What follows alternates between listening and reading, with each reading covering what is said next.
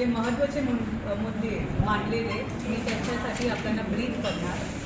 विविध संस्थांच्या अनुदान देणं ते आम्ही ठरवलेलं, पण आम्हाला थोडेही संस्थांचे ॲप्लिकेशन झालेले, त्याच्यामध्ये थोडे संस्थांचे ॲप्लिकेशन पूर्ण नव्हते. आमचं असं म्हणणं आहे की बहुतेक जास्तीत जास्त लोकांना ह्याचा बेनिफिट व्हायला पाहिजे, तर आम्ही हे ठराव पुढे घेतलेला आहे. नगरपालिकेची जे शववाहिका जे उपलब्ध आहे ते आम्ही सर्व सावंतवाडीचे नागरिकांसाठी फ्रीमध्ये उपलब्ध करून देणार आहे. शहरच्या बाहेर गाडी गेली तर ते फक्त 20 रुपीज पर किलोमीटरवर आपण चार्ज करून देणार आहे. मी जेव्हा माझा चार्ज घेतला तेव्हा आम्ही पहिल्यांदा आरोग्य आणि रुग्णालयावर लक्षात घेतलं आहे. आरोग्याचे सभापती सुधीरजी आणि आमचे पूर्ण नगरसेवक आणि नगरसेविकाची टीम कॉटेज हॉस्पिटलमध्ये गेलेले.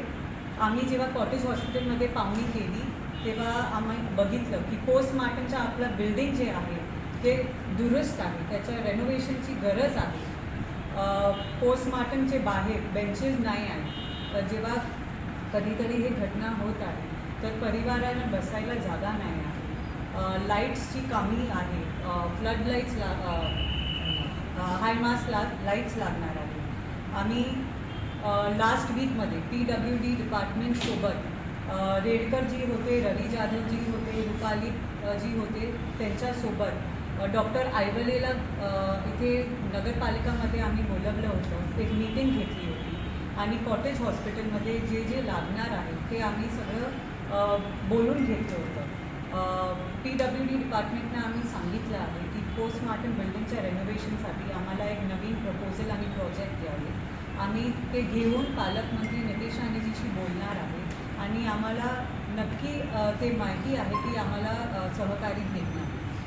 मी फिश मार्केटमध्ये पण व्हिजिट केलेले, तेव्हा पण आमची पूर्ण टीम आमच्यासोबत होती.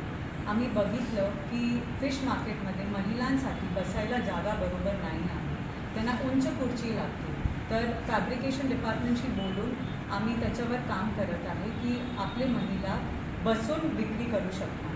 टाईल्स बाहेर ते दुरुस्त झाले आहे, त्याच्यावर रिपेअरची गरज आहे. रिपेअरसाठी पण आम्ही आमच्या डिपार्टमेंटनं सांगितलं आहे. सलाईवाडा, सर्वोदय नगर, गणेश नगर, शिरोडा नाका ते फिश मार्केट गॅस पाईपलाईनचं काम पूर्ण झालं आहे. इतर भागामध्ये काम चालू आहे. जे भागामध्ये काम पूर्ण झालं आहे त्याच्यामध्ये आम्ही ठराव घेतला आहे की डांबरीकरण करणार आहे आणि 15 मे आमचा टार्गेट आहे. पण आता आम्हाला लागत आहे की पाऊस लवकर येणार आहे, तर आम्ही प्रयत्न करणार आहे की लवकरात लवकर आपलं डांबरीकरण कसं होऊ शकते. आम्ही शहरामध्ये रस्ते आणि गटरचं काम सुरू केलं आहे. पाऊस आम्हाला माहिती आहे थोडा लवकर येणार आहे. आम्ही लवकरात लवकर प्री मॉन्सून मीटिंग ठेवणार आहे MSEB सोबत.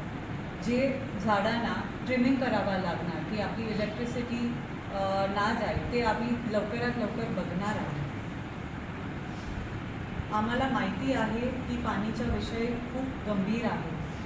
पाणी लोकांना कमी पोचत आहे. एप्रिल आणि मे महिन्यामध्ये पाणी कमी असते, पण आम्ही आमच्या टेक्निकल टीमसोबत हे कसं सगळे लोकांना पाणी पोचू शकेल ते आमचे प्रयत्न सुरू आहेत. जेव्हा पण शहरमध्ये काय पण डेव्हलपमेंट होणार, वॉटर पाईपलाईन, गॅस पाईपलाईन, थोडे अडचणी असते, पण आमचे ते प्रयत्न आहे. आम्ही सत्तामध्ये 4 महिना झाले आहे की आम्ही सत्तामध्ये आहे. हे पाणीचा विषय खूप वर्षापूर्वीचा आहे. मी सर्व लोकांना विनंती करते, पाणीच्या विषयामध्ये राजकारण करू नका. हे खूप गंभीर विषय आहे. ह्याच्यावर मी लोकांना आवाहन करते, आमचे नगरसेविकांना आवाहन करते की आपण साथमध्ये काम करूया. लोकांची हे परिस्थिती जे आहे ते आपल्याला सॉल्व्ह केली पाहिजे. तर परत मी आपण सर्वांना सांगते की पाणी पुरवठ्याचे जे विषय आहे, आमच्या टीम आता आमचे 3 कर्मचारी ॲड केले गेले आहे डिपार्टमेंटमध्ये. पाणी पुरवठ्याचे टीम आमचे सभापती प्रतीकजी दिवस रात्री त्याच्यावर काम करत आहे की आपण सर्वांना ते पाणी पोचणार.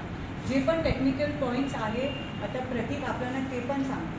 पण लास्टमध्ये मी आपण सर्वांना ते म्हणेन की मला हे बोलून थोडा ही माझ्यासाठी खुशीची वस्तू आहे की पूर्ण मे महिन्यामध्ये मी आपण सर्वांना भेट द्यायला येणार आहे. जेव्हा आमची निवडणुकी झाली होती मी लोकांना प्रॉमिस केलेलं की इलेक्शनच्या वेळी हे लास्ट टाईम नाही आहे की मी आपल्याला भेटणार. आम्ही सगळे आमचे सगळी टीम नगरसेविका आणि नगरसेवकची टीम इथे काम करायला आले.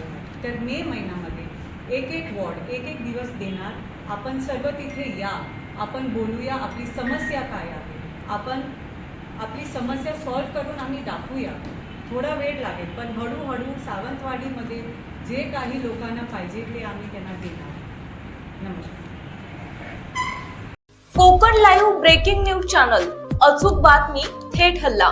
कोकणातील ज्वलंत प्रश्नावर मर्मभेदी लिखाण करून सत्य मांडणारे निर्भीड चॅनल. लाईक करा, सबस्क्राईब करा आणि फॉलो करा.